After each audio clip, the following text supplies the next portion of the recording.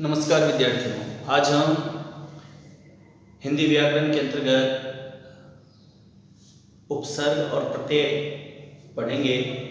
जो हमारा 11वां पाठ है उपसर्ग, प्रत्यय और समास। तो आज हम इनमें से उपसर्ग और प्रत्यय पढ़ेंगे। पहले विद्यार्थियों, शब्द निर्माण किसी भी भाषा के लिए बहुत ज़रूरी है, क्योंकि भाषा उसी से जीवंत रहती है, अन्यथा एक समय पश्चात मृतप्राय हो जाती हैं, चलन से बाहर हो जाती हैं। इसलिए उपसर्ग, प्रत्यय, समास, संधि, ये सब अलंकार, ये सभी क्या है कि शब्द निर्माण के तरीके हैं। इन सब माध्यमों से हम नए नए शब्दों का निर्माण करते हैं, कर सकते हैं। तो प्यारे विद्यार्थियों, आप भी अपनी बात को प्रभावी तरीके से कहने के लिए नए नए शब्द गढ़ने की कोशिश कीजिए इन माध्यमों से, उपसर्ग, प्रत्यय, संधि, समास इत्यादि से। तो आइए प्रारंभ करते हैं कि उपसर्ग, प्रत्यय कहते किसको हैं। सफिक्स, प्रीफिक्स आप सब पढ़ते आए हैं। पिछली कक्षाओं में भी आप लोगों ने उपसर्ग, प्रत्यय पढ़े हैं। उपसर्ग क्या है कि किसी भी शब्द के पहले लगता है वह शब्दांश जो किसी भी मूल शब्द के पहले लगता है और नए शब्द का निर्माण होता है, और इसके अर्थ भी बदल जाते हैं, नए अर्थ प्रेषित होते हैं।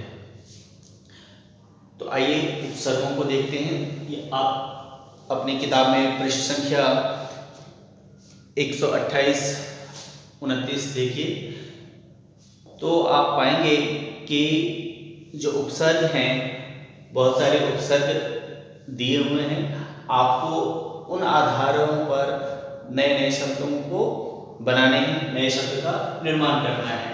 अब जैसे अ है, तो आप पाएंगे, आप बहुत उदाहरण स्वरूप जैसे दिया हुआ है असत्य,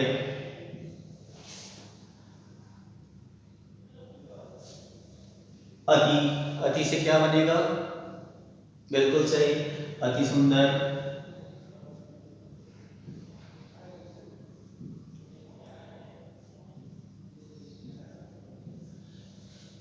क्या अत्यधिक शब्द भी इसमें आप पाएंगे। जब इसका हम इस ब्रेक करेंगे, इसको तोड़ेंगे, विच्छेद करेंगे, तो बनता है अति और अति जमा अधिक।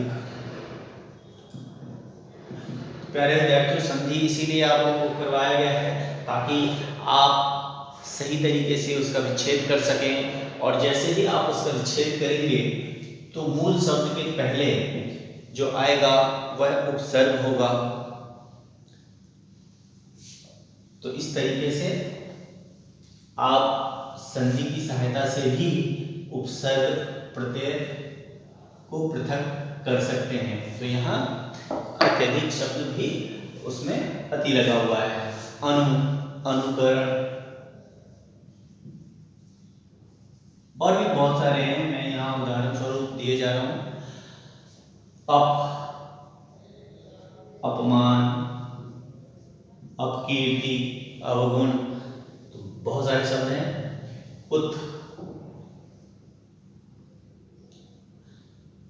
उत से आप बनाएंगे उत्कर्ष,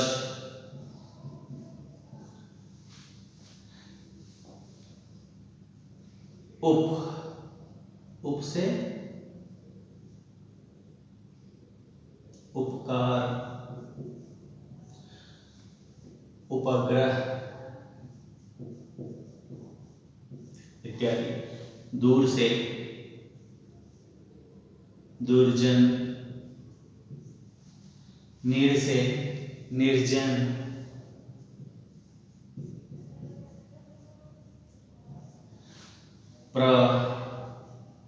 प्रकट, प्रकार,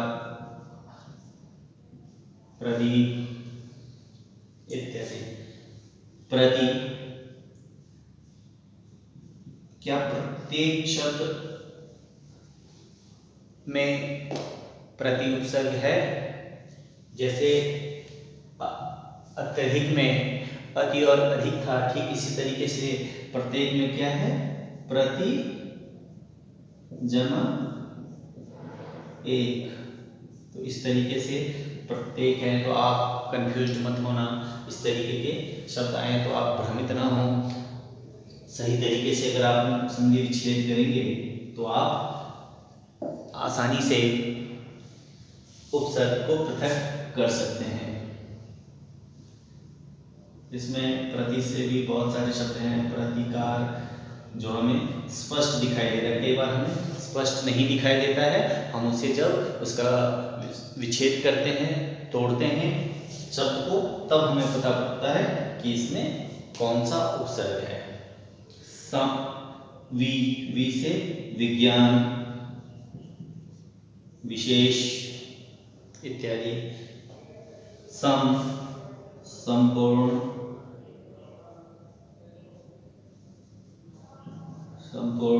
संभव इत्यादि। स से सगुण, सु से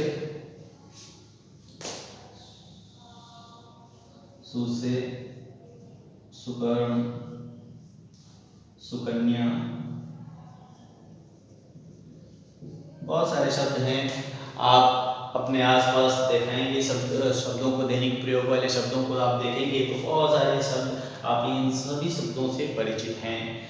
स्व, स्वदेश, स्वतंत्र, बहुत सारे शब्द हैं आप लोगों को। इसके अलावा भी बहुत सारे शब्द उपसर्ग हैं जिसके बारे में भी आपको जानने हैं। अब हम बात करेंगे प्रत्यय।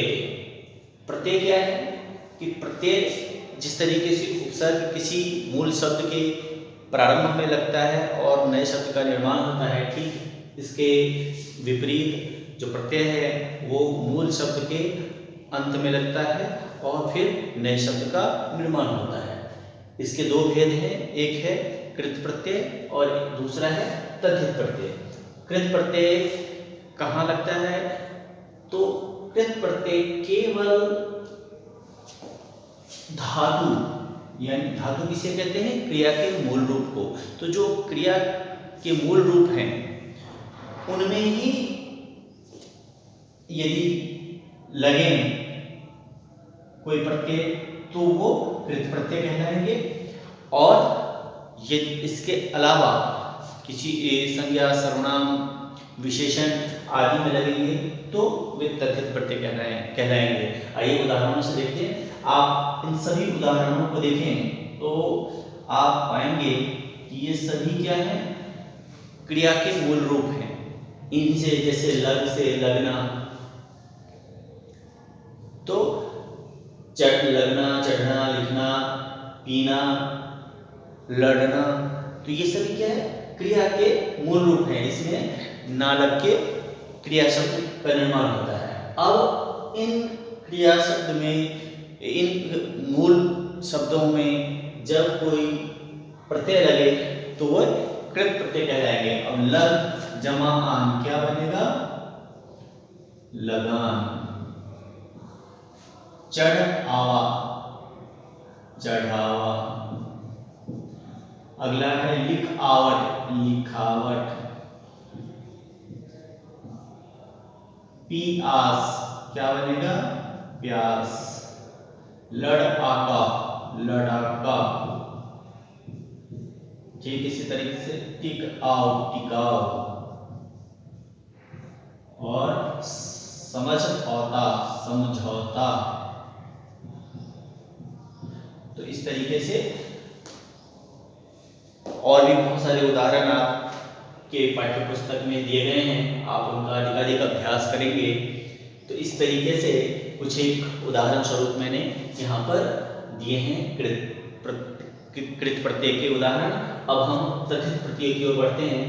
प्यारे विद्यार्थियों, तद्धित प्रत्यय में जैसा कि मैंने थोड़ी देर पहले ही बताया था कि तद्धित प्रत्यय में क्या होगा कि संज्ञा, सर्वनाम और विशेषण, इन तीनों में जब कोई प्रत्यय जुड़ेगा तो वे तद्धित प्रत्यय कहलाएंगे।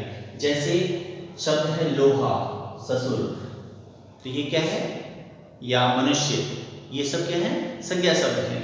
इनमें जब कोई प्रत्यय लगेगा और नए शब्द बनेंगे तो वे तद्धित प्रत्यय कहलाएंगे। तो यहाँ लोहा और आर क्या बनेगा, लुहार या लोहार बनेगा। ससुर, आल, ससुराल।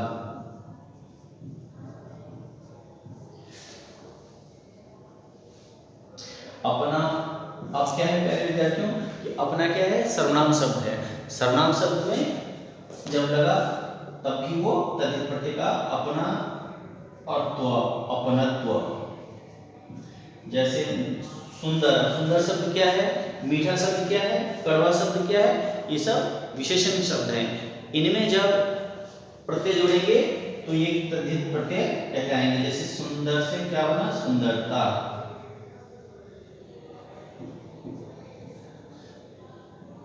मीठा और आस, मिठास। कड़वा और आहट, कड़वाहट।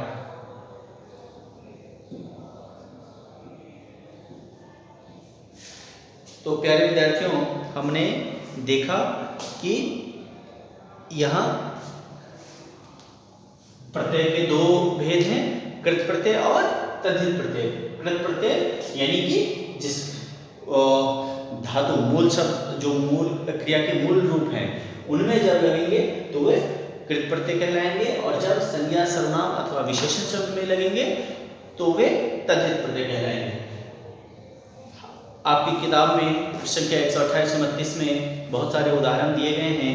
आप उनका और अधिकाधिक अभ्यास करेंगे, फिर जब मैं कक्षा परख करूँगा तो आप उसके लिए तैयार होंगे, सज्ज होंगे, और हम और ज़्यादा कुछ नए नए शब्दों से सीखने की कोशिश करेंगे। आज के लिए बस इतना ही। अगली कक्षा में हम इसी पाठ का जो अगला बिंदु है, समास, जो कि बहुत ही महत्वपूर्ण पाठ है, बहुत ही महत्वपूर्ण बिंदु है व्याकरण की दृष्टि से, तो हम उसके बारे में जानेंगे। तब तक के लिए जय हिंद।